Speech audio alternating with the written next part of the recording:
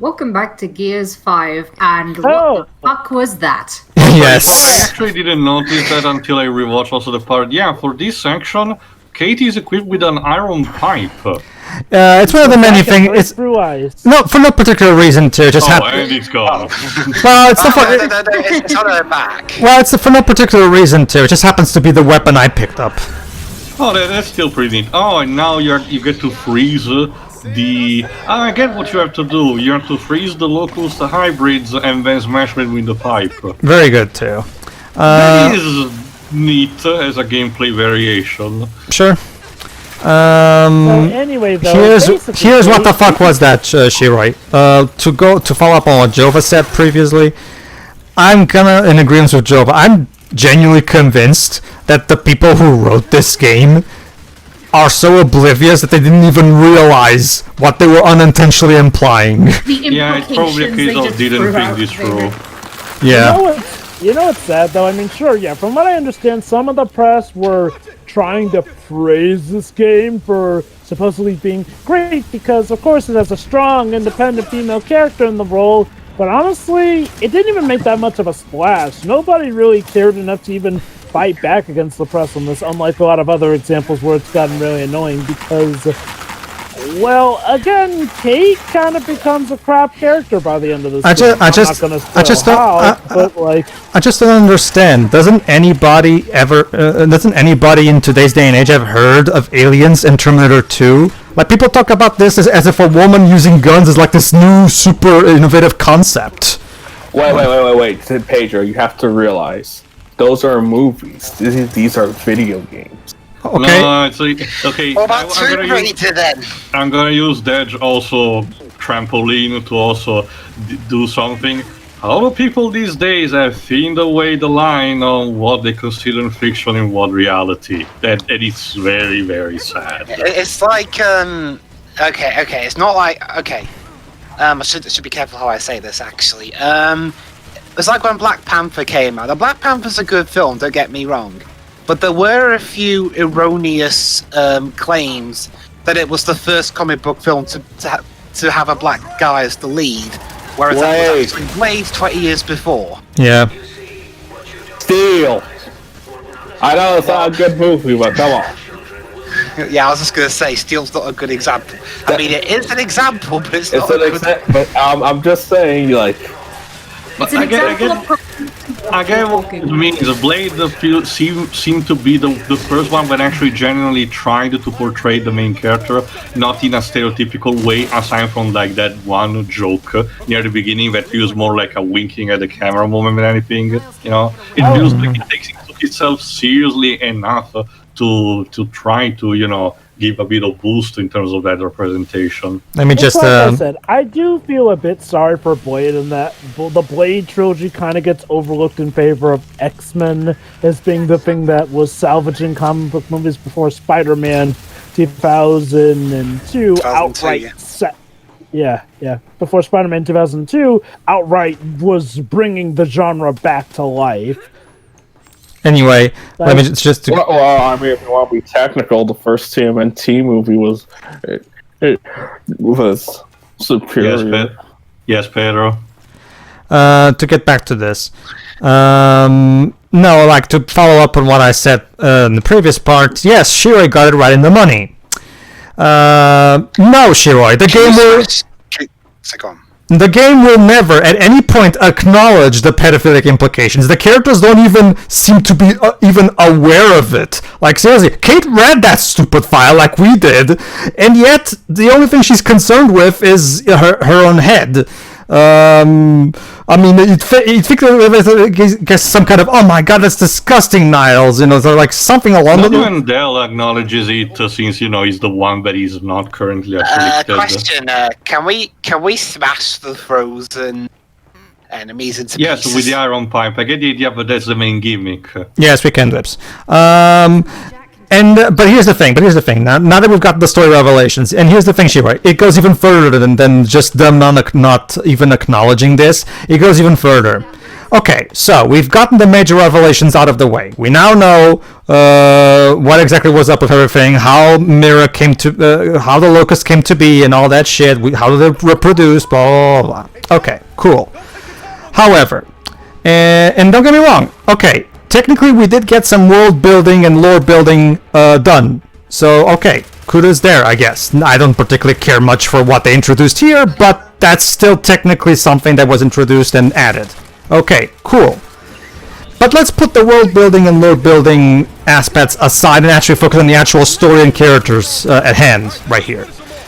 When you actually put this particular act, which was for the entire purpose of revealing all this information to us, when you actually put this information in the grand scheme of the larger story that this game is trying to tell, involving the rift between the group and, of course, the continuous war against the swarm, what exactly did this act contribute to the overall larger story, really, when you get right down to it? I get it foreshadows the ultimate main villain of this game. Well, here's the thing, too. Technically, yes, but we didn't really develop. Okay, how about this? Okay, we learned about Mira's origins. How does this make Kait a more interesting character? Like technically we didn't actually develop anything. Like, I didn't even get like a specific backstory for her or anything. It was more so Mira's backstory that we learned. Oh, so the backstory of Kait was something very new in the previous game. Well, but that's the thing too. Supposedly, according to the Coalition, this was the game where they were going to start actually fleshing out the characters more as a result of feedback from the fourth game, not really doing a good job in developing the new characters. But not having a backstory doesn't mean not developing a character. Well, yeah, but that's the problem too. Like, they have yet to actually have Kait do something interesting. That's the problem. Like, yeah, I mean, really, again, like I said, this was more so stuff we learned about Myrna, and I already mentioned how, unfortunately, it kind of wears away. Yeah, I'm with Del on this one. It's not even just Kait, like Del. Like, Del continues to just kind of be here as the sidekick. Like Del feels really, really passive. Yeah. Jay. Also, Pedro, to go into something that I was saying earlier about. It's kind of like an issue I have with the new Perfect Dark game. What can you do that offers a different experience? Because the reason why that game got praised back in the day was because it was literally at the dawn of the new millennial, and it was still at the shock and revolution of, wow, a woman is the main character. Also, we live in a market filled with FPSs, so what can you do to... Well, that's what I've said. That's what I said before, even back when we commented on the live revelation of that game. Like, the problem with that game is that, look, first-person shooters are a dime a dozen by now, and so I fail to realize what a new Perfect Dark game can really offer that other games cannot, but whatever, that's a topic for another day. Yes. Back to what I was talking about with Kait here. What we learned was mainly stuff about Myrna, but it doesn't even affect Kait. Like, we don't really get to hear Kait's reactions to this. Like, they had such a great moment to have Kait react to it, but nope, it's just we read the documents and then move on here. Like, it's more so... Sorry, go ahead, finish. Giving more character to Myrna does not automatically give more story to Kait. Having Kait react and then see how she decides to move on with her life from this would do it. Well, I guess she's about to. Like, no. Again, you're speaking again in hindsight, I guess. Okay. Don't worry, Taylor. Like, here, without spoiling anything. See, my main issue at hand is that there's very little that this changes for what the characters are doing. Like, even Kait. Like, Kait, of course, doesn't like these revelations, but at the same time, after the end of Act 2, she just kind of moves on and gets back to the mission of fighting the Locust, and not much seems to have changed for her. Like, this isn't... Let me put it this way, Theo. The game does a very poor job of making this feel like a life-changing revelation for her. Like, something that really impacts her and moves her to the core and actually really forces her to make some kind of big decision that changes... Not really. She learns this. She gets angry, she makes a hissy fit about it, and she just kind of moves on from it. That's my issue. Like, there's no impact because the game doesn't seem like to even care to make that much of an impact from the revelations that we just saw.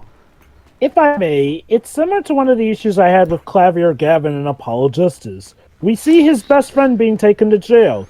His response is, well, we had a good run. We see his freaking brother... Yes, to anyone who hasn't played that game from back in 2007. Regardless, though, but yeah, I mean, if you wanted in non-spoiler sections, we see all this drastic stuff happen to Clavier, the people he has loved, but his reaction is pretty much just, I'll move on, and we never really get any reaction out of him, which just makes him come off as bland. You feel like the 5 would have delved into, like, no one likes 4, so we'll just ignore it. 4 is a bad game, which it is, but instead of trying to improve upon it, we'll just revert back to the status quo.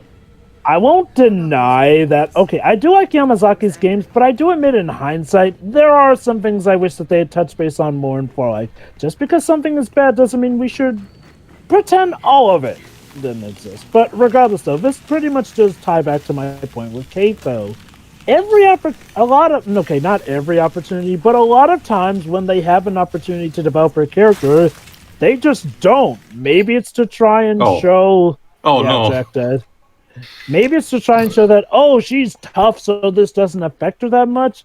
But it's like, it makes her come off a little overly stoic. Like, what was even the point of this if it wasn't going to affect her at all? Yeah, she supposedly prevented this and that, but it just makes it feel like an errand more than anything that was I guess it gives her a more personal stake against the Swarm, because she's actually directly involved.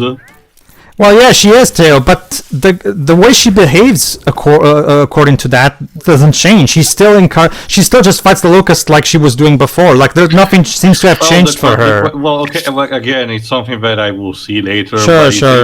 It's in a way of still rejecting the system, still being an ass towards Marcus or not. Again, I guess this is what I'm mostly interested to know what the character will do. I won't spoil for you. I'll just say this though: I was not impressed with the final result. That's all I'll say. It also doesn't help that starting with Act 3, we're also going to get other big problems that I have. When JD, remember him? Remember when this game had JD? When JD comes back, a whole new slew of problems creep back in. This game is one of those stories that likes to have a lot of stuff happen without us actually getting to see it happen. There's a... Oh. But I assure you, there will be no escaping a Matriarch. Sure, keep talking. There's also the fact that at least on surface level, from what I'm seeing, it seems that the pacing of the act is also different from the previous game. Usually the previous game had a bigger Act 1 and then the others followed in quick succession and were not too long. This one seemed to have, at least so far, Act 2 being the same rough length as Act 1. Damn.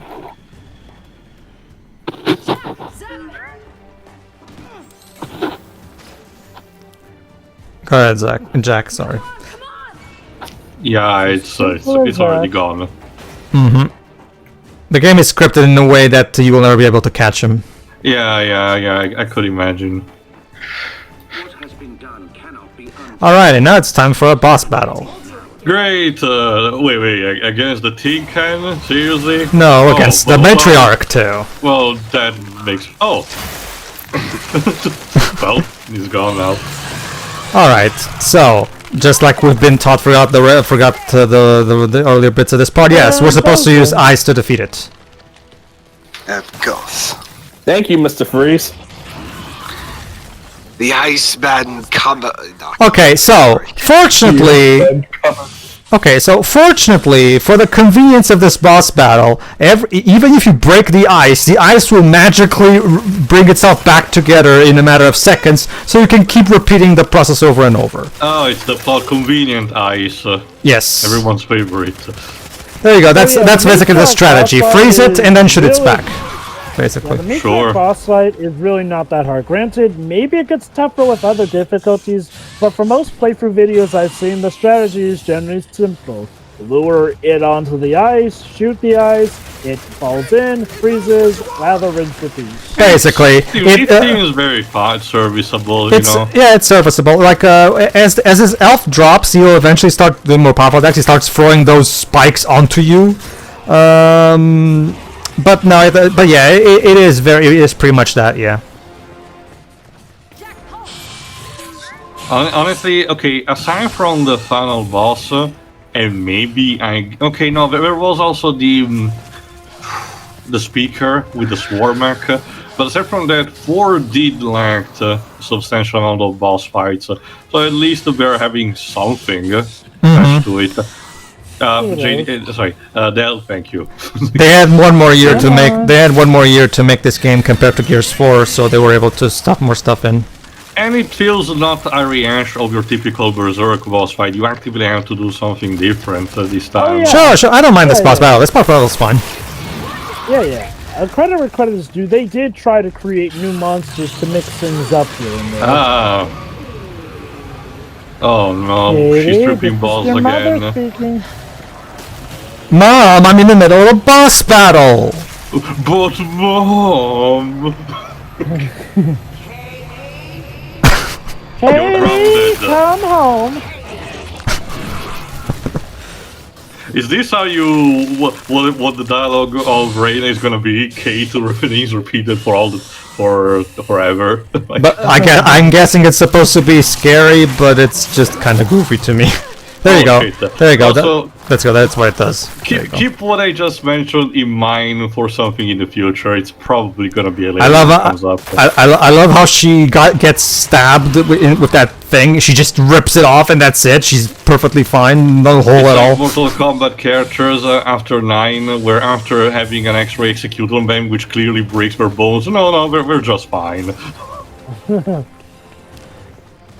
Mortal Kombat, to be fair, has always been like that. I know. Okay. It's Come also on, similar move to on. say how And there we the go. old. It's also similar to how, say, the old God of War games handled Kratos being stabbed and everything. The first of the Norse Saga does bother to showcase the wounds actually regenerating on screen. You get to see that, but the older ones were more flip-flopping towards the concept.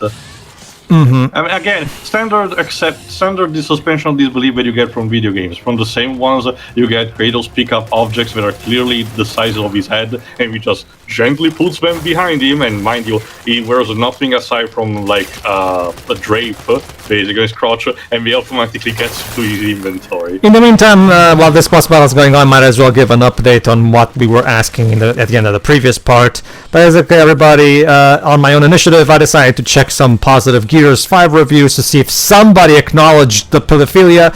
Honestly, Theo, I've barely even found anybody acknowledging this, even negative reviews. Yeah, I was about to mention, not even the negative reviews mention it. Nope. You think anyone who touched the game will actually Well, bother to... see, here's the thing, Theo. I went into the Gears 5 forums. Most of them are complaining about the broken stuff in the multiplayer and how they didn't care for the new. They still don't care for the new characters.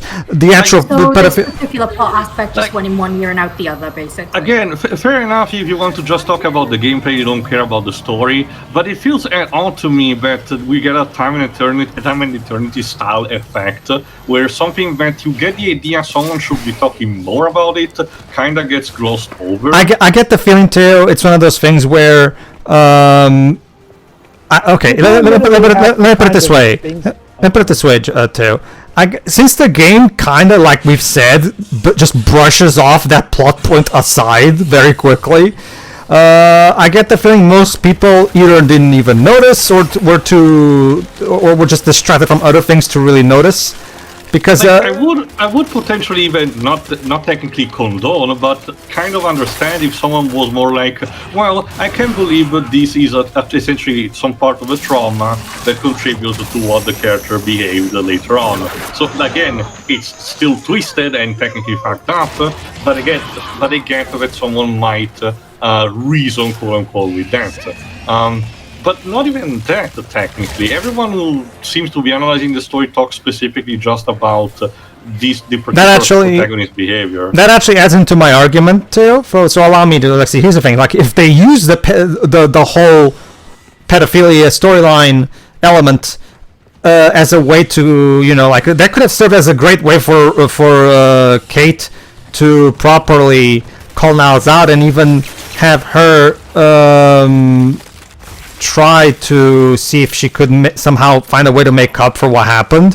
Like that way the pedophilia plot point would actually serve a purpose.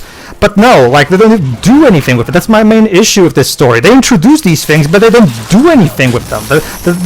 These elements that they introduce don't flesh out. The characters barely react to these things. They just the game in general feels like it's going through the motions. Like never at any point do the characters feel like they're being actually impacted in a big way by what's happening. And mind you, it's not even a thing that it's like buried in the data log. Sure, I skimmed technically the details thanks to the wiki, but I remember correctly, it's something that Niles tells at least in a basic way towards Kait and Del. So it's something that it's not even a case of like you blink and you miss it. It's like one of those things where he mentions how Reina ran away and how Mirror fell in love with Dr. Torres. However, it's more however, but it is true that the collectibles do help. Remember, we do see in cutscene Kait read that file with the young Mirror photograph there. Like I said, that alone might not mean necessarily everything, because as we know, all the people who got treated for rust lungs were children when they entered the facility and then essentially stayed there until either they died or turned into locusts. So it's more of a case of ID photo, done by the time this person entered the facility, for all we knew. But it still feels odd to me, again, the fact that these passed out in this kind of way. But whatever. Again, audience, if any of us are not are like missing something, please tell, because it has happened in the past sometimes that we might not get a detail that might potentially change things around. I severely doubt, but if present, please do. I get the feeling that part of the reason people didn't bring this up as much is because, that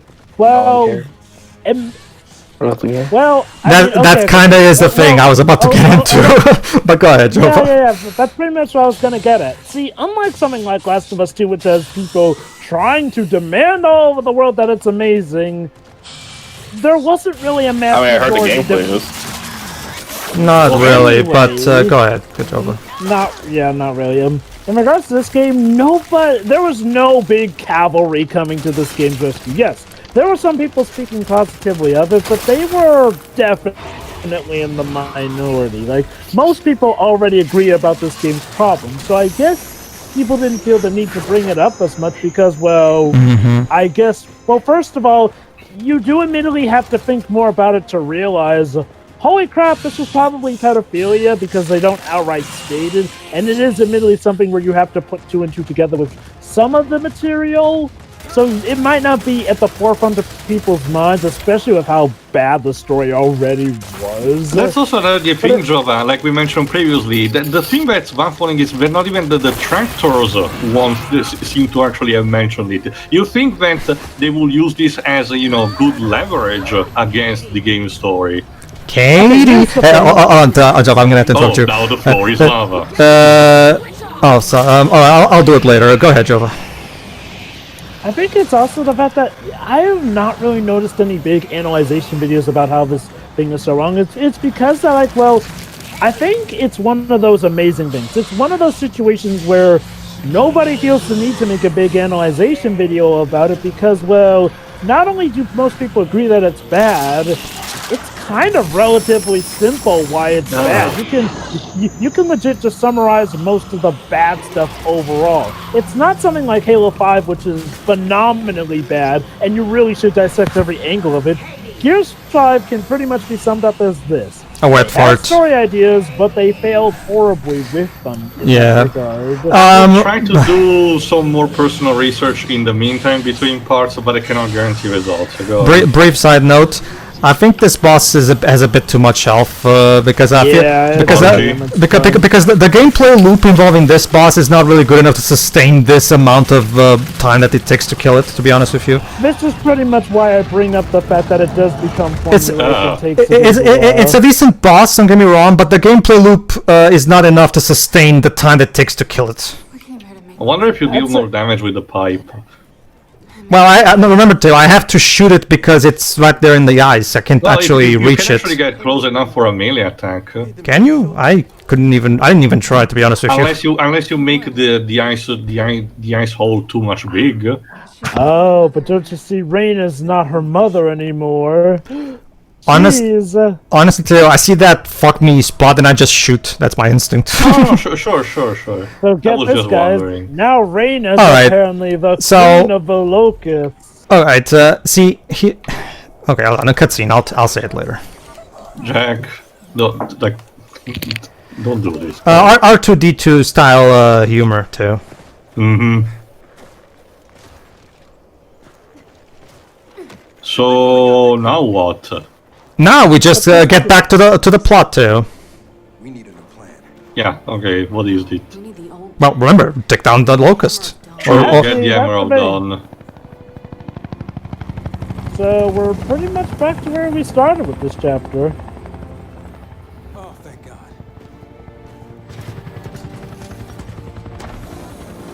Looks like you need a ride. Hey, Marcus. And Baird. You think I'm gonna give you a one-of-a-kind piece of tech without the ability to track it to the center of the planet? Yeah, fine. And speaking of one of a kind, help me hook up this skip. Okay. You find what you're looking for? Yeah. Did you like what you were looking for? We're gonna need a bigger lancer.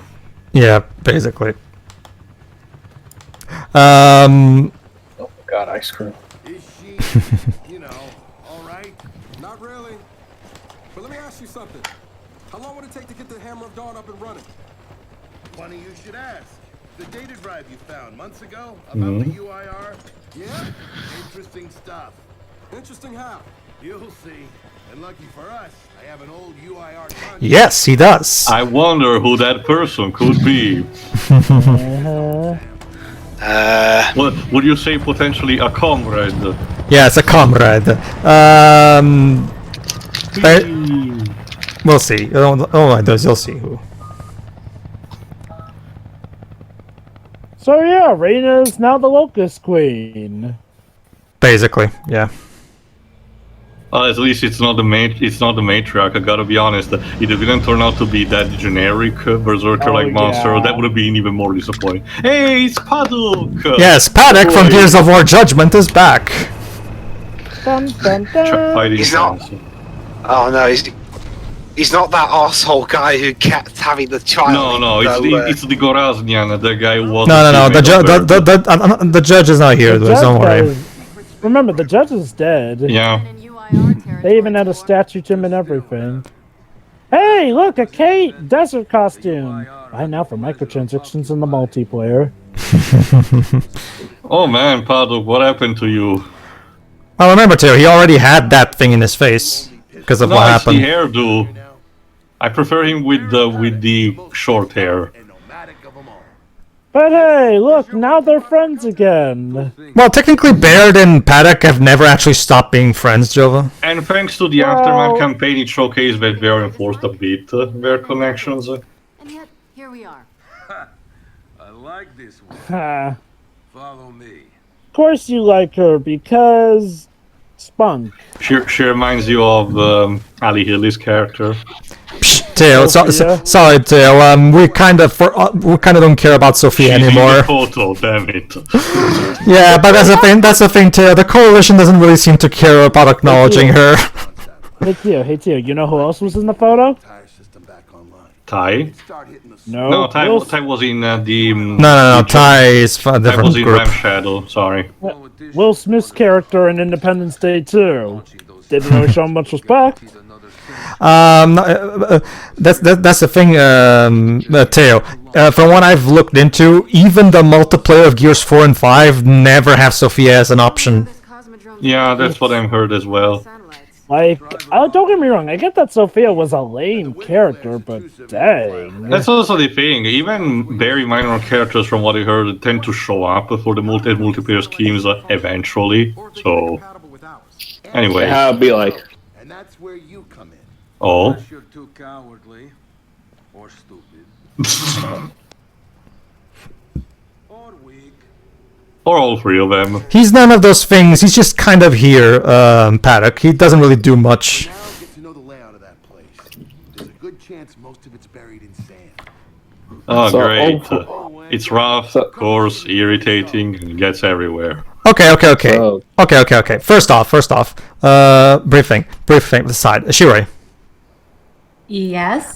Here. Just here. You be Kait for a moment. Like now, you're hearing me in your. No. Yes.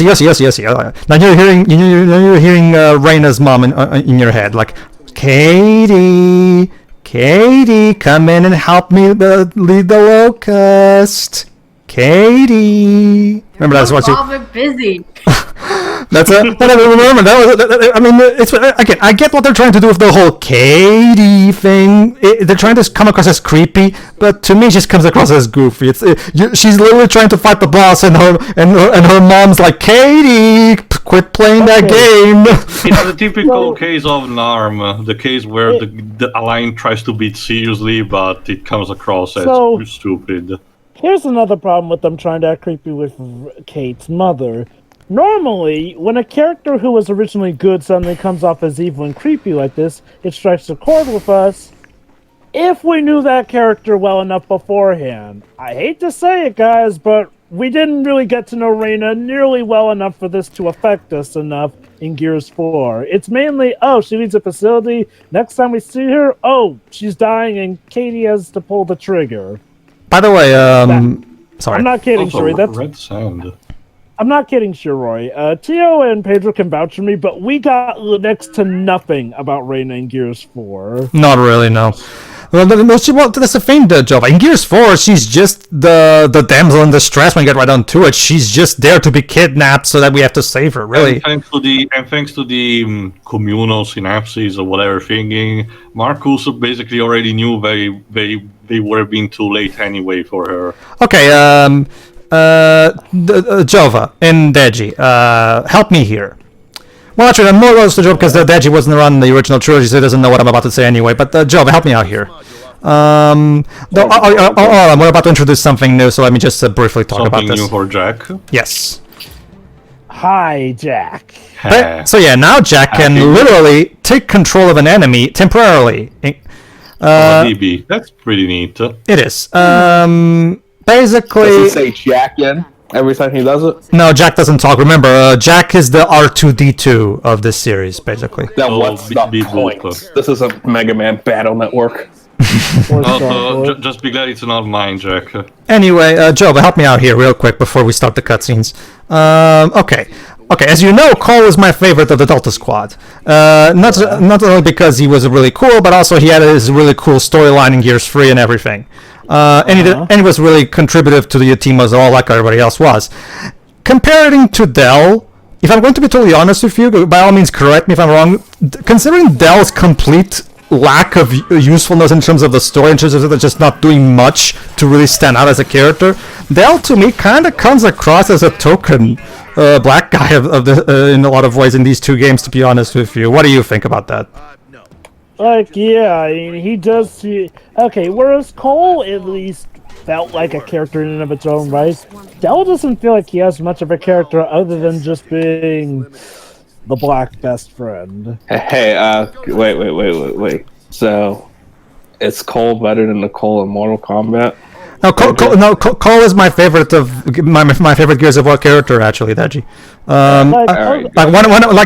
He has, in my opinion, the best line of dialogue in the entire series. Basically, that's to give you some basic thing.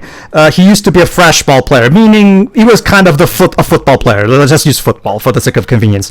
Unfortunately, because of the war, you mean soccer or American football? American football. Remember, this is an American franchise. American football. Okay. Okay. after the apocalypse and the war, obviously he couldn't play anymore, and it's something that he deeply regrets because he loved being a player, and everything. And there's one great scene in Gears of War 3, where he comes back to his hometown and he visits one of the stadiums where he used to play as, and he comes across one of those cardboard figures of himself, back when he was, when he was actually had merchandise about him and everything because of how famous he was. So we have a quiet moment where Cole looks at it and reminisces about the past that he lost, and then he literally says, and I quote, "Have you ever felt like you died but no one told you?" That's such a great line that and you have nothing. It's also because it recontextualizes the character from what we have seen from the previous 2 games. And you have nothing in these games that even comes close to matching that great that great storyline. Go ahead. If I may. Go ahead. Here, it goes back to a point I brought up earlier. Part of the problem is that these new Gear games feel like they have to focus on one character in particular as the new main protagonist from time to time, as opposed to having it feel more like an ensemble piece. Like, the theme of the original Gears of War trilogy was brotherhood, always sticking together. But as Teo has mentioned, this new trilogy feels more about developing schisms between each other, and arguably not for the best of reasons. It's also connected to what Kait just said in this dialogue that we just had.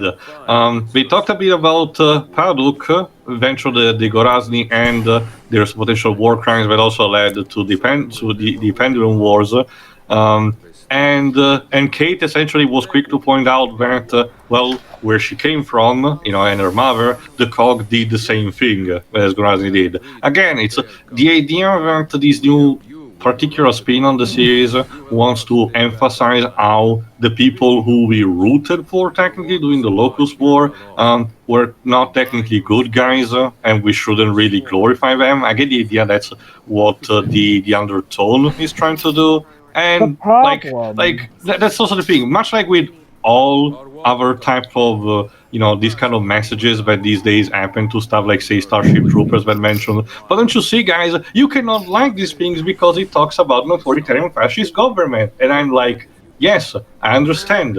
Just because I like the story doesn't mean that I want to, get behind that kind of ideology. Like, it's not really that hard of a concept, especially because it's a fictional product to boot. Mm-hmm. I'll just say this right now.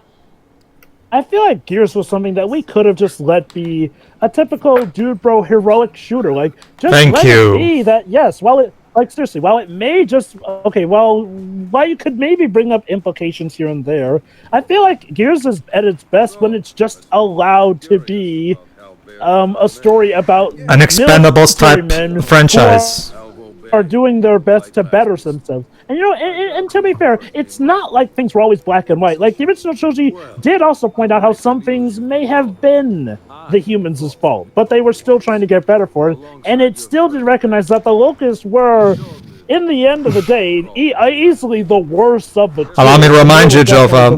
Allow me to remind you, Jova, what the ending of Gears 3, where Marcus specifically said, "What now, Anya?" And Anya specifically, "Now we live for the future. Now we rebuild." And yeah, there you go, Jova. Here's the future. What do you think? And again, let's not forget how they may have retroactively ruined Anya's character by suggesting that she kept things secret as well, which is look, I get wanting to add more nuance to some things, but there's a fine line between doing that and just ruining a character to supposedly give them depth. It's like one of the issues I had with Legend of Korra, where they made it that Aang was apparently a terrible father to his non-airbending kids. Even before he finally did get an airbending kid. Like, look, I could get Aang being super focused on the airbending. What would have been better is if he was obviously biased towards Tenzin, but the way that they made it's like, oh yeah, he never really cared about the rest. It's like, that's kind of messed up. It's cool to make your character flawed, but it's like, what also doesn't help, Dej? The fact that we learn all of that crap via dialogue exposition from Tenzin and his brothers. We never actually see a flashback that actually gives us insight into how exactly it was. ahead. That's the For all thing, we wasn't know, wasn't that something people criticised the movie for doing, and yet they were doing it in the show? Yeah.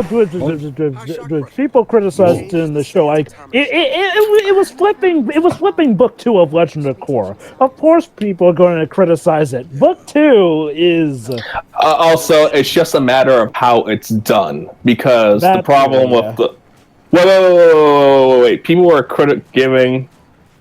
Wait, I just need you focus. You said people were criticizing The Last Airbender for doing that. No. The movie, I've actually. The movie. He means Yeah, the Shyamalan movie. Yeah, that's what I mean. The Last Airbender was saying stuff that happens off screen through dialogue. Yeah, Shyamalan. That. Hold on, Dej. I'm gonna have to interrupt you because cutscene. Deji. It's a consistent criticism, though. That's cutscene. I hope you're not here to stop us. Actually, Because you can't. Kate, Maybe you should try listening for once. Can you let me speak? God damn it! No. Hold on. Don't bother. I'm done. okay, Oh my I'm god. here to help. If you'll have me. I'm sorry. What? Yeah, because if you let me, at least let me speak to you, you Told me about bitch. Melchizedek, what you learned. And, look, I know you don't trust me. After everything that happened, what I've done.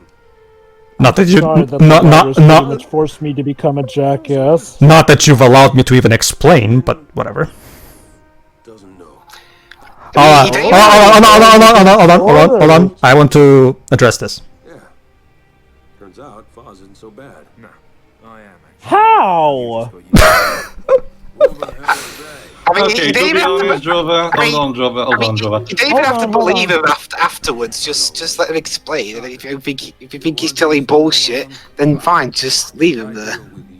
Okay, we know what Pedro said in the previous games, about the fact that there is some characterization happening off screen thanks to a comic line. But I gotta be honest, this here can be just chucked up as a throwaway line, not even in a sense of I got better, but more like the fact that yes, some time has passed, and JD had time to reflect upon his action. No. I'm not talking about JD. I'm talking about Foz actually, because now all of a sudden, Teo, even though Foz was established from the beginning of this game as an asshole that even JD didn't like, now all of a sudden, apparently they've become buddies throughout the time that they were away from the story, and now the game is going to now start trying to position Foz as the fourth party member of these new games. And we now have to buy, even despite how much of an asshole he was in Act 1. Now we have to suddenly start liking him in Act 3. I'm not even kidding. Act 3 is going to focus entirely on them, Kait and JD and Del making up, and Foz is going to also become the new member who's also going to start becoming a nice guy who even helps and saves people and shit like that. Like, and all of this, and all of the transition from Foz, the asshole in Act 1, to Foz, the now nice guy in Act 3, is non-existent because we literally spent that character development off screen because we were focusing on Kate's quest. Okay, I guess I'll have to see the next part to understand how grave it is, because again, so far it doesn't seem to be that much of big of a deal.